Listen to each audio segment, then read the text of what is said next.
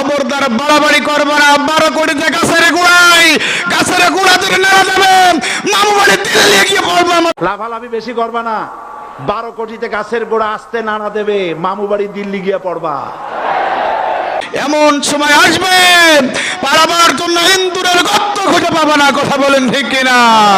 সময় আসবে এমন, ইন্দুরের গর্ত পাবে না পালাবার জন্য।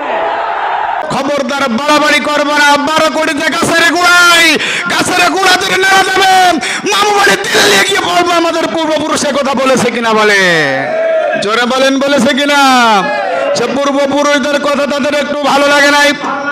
তাদেরকে গ্রেফতার করা হয়েছে, কারাগারের ভিতরে বন্দী করা হয়েছে, আর জীবনের একেবারে শেষ প্রান্তে সে তাদের ষড়যন্ত্রের মাধ্যমে হত্যা করা হয়েছে। কথা বলেন ঠিক কিনা? এমন কথাও আমাদের রাহাবাররা বলে গেছে, এমন সময় আসবে পালাবার জন্য ইন্দুরের গর্ত খুঁজে পাবে না। কথা বলেন ঠিক কিনা? এ কথাগুলো বলা ছিল কিনা? বলেন, বলা ছিল কিনা? যাদের কথা বাজাতে দেওয়া হতো না, কোরআনের দাওয়াত চলবে এই ধারে বাধারে। এ রাজ্যের মালিক আমার আল্লাহ, আসমানের মালিক আমার আল্লাহ। এ রাজ্যের ভিতরে চলবে আমার আল্লাহর কথা। আইন করে করে তাদের কোরআনের কথাগুলো বন্ধ করা হয়েছে। তাদের ক্যাসেট গুলো কোনো হকার বাজাতে পারবে না, এমন আইনও করা হয়েছিল। কথা বলেন ঠিক কিনা?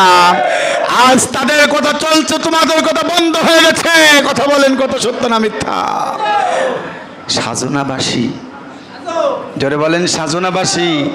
আর কি প্রমাণ চাই জনগণ? আর কি দেখতে চায়?